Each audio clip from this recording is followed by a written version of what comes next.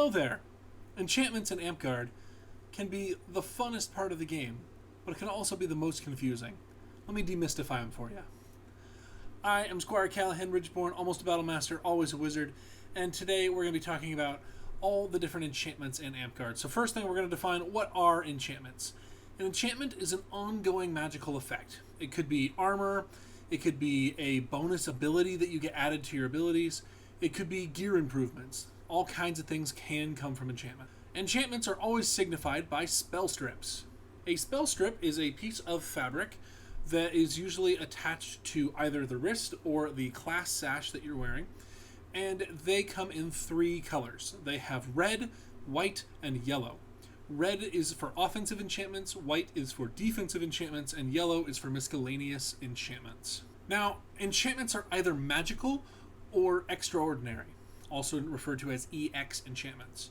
Any player may only hold one enchantment of each type. So one magical enchantment and one EX enchantment. Magical enchantments are, generally speaking, given out by other players to you, and they can affect anything from equipment, again, magic, armor, bonus abilities, things like that. EX enchantments are usually self-enchantments. Sometimes they can enchant other people, but they often give some sort of immunity or small effect to a player. Where can I get enchantments? That's a great question. All four of the caster classes have enchantments, and they do different things with them. So healers, for example, they focus on giving you preventative enchantments, things that prevent you from taking damage, usually those white strip enchantments. Things like Harden, Blessing Against Wounds, Protection from Projectiles. These all give you some sort of effect that prevents your equipment from breaking or from you from getting wounded. Druids, alternatively, offer a wide variety of enchantments. They can give out abilities, like with Gift of Fire. There are enchantments that give you armor and immunities, like Lycanthropy. There are replacement effects, like Gift of Air, replacing taking damage. They also have offensive enchantments, like Imbue Weapon and Poison. So Druids do offense and defense.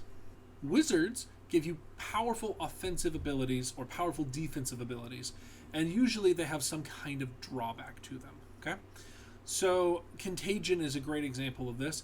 Contagion makes it so that you are wounds kill, but you are also fragile. Void Touch is a great spell. It gives you a handful of immunities, but it also gives you Shadow Step and unlimited Steal Life Essence, but it makes you immune to Spirit and Sorcery School, so you can't get released and you can't get healed. That can be a pretty big downside. Vampirism, you're cursed. You can't get resurrected, but also you get Adrenaline Unlimited. Protection from Magic is a notable exception here. It doesn't really have a downside, but it's real strong. That's the capstone wizard enchantment that they can give out. Bards have things like Silver Tongue and Sleight of Mind. Bard enchantments tend to focus on boosting your existing abilities, or in the case of Sleight of Mind, protecting what you already have. So Bard isn't going to be where you go to gain new abilities, but it is going to be where you go to become more of what you already were. Now martials, there are a bunch of martials that get different enchantments. Most of these enchantments are EX. Some of them are going to be magical. Almost all of them are going to be self-only. Some notable exceptions to that would be things like Paladin having extend immunities. They can give one of their two immunities to a player on a per life basis.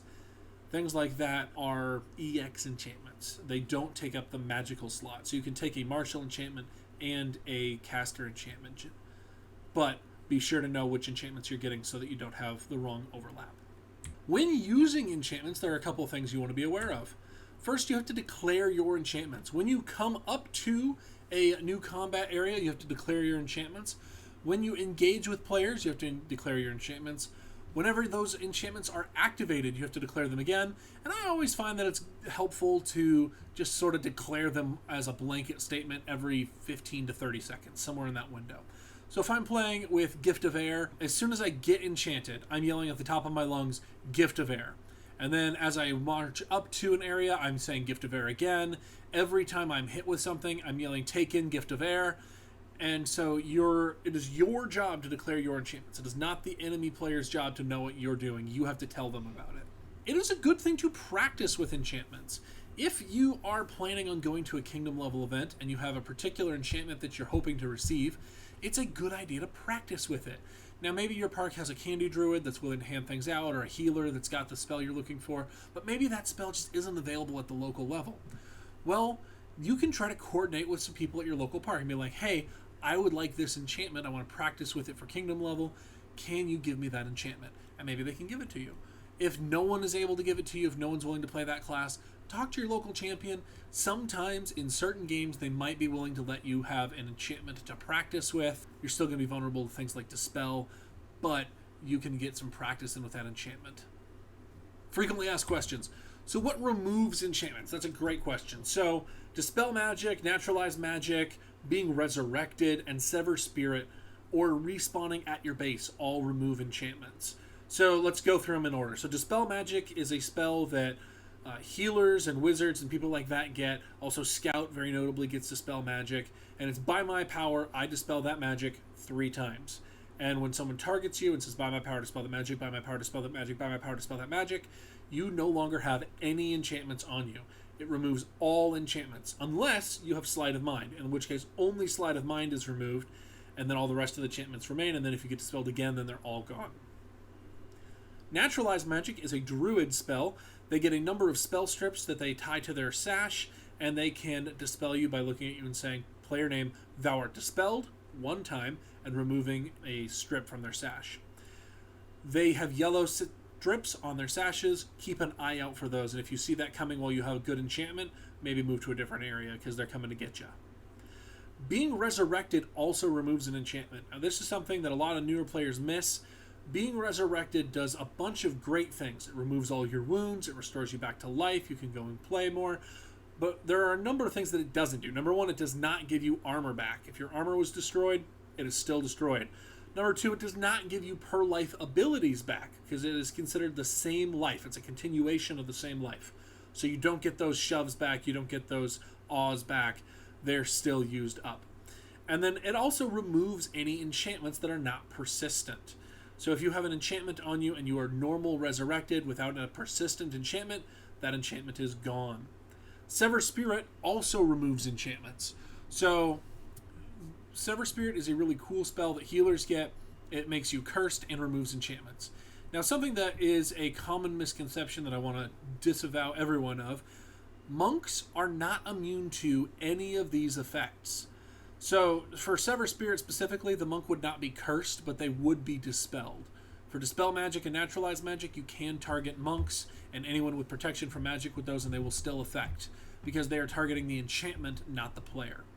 Resurrection acts for normal on monk. They're not immune to it. It operates as normal.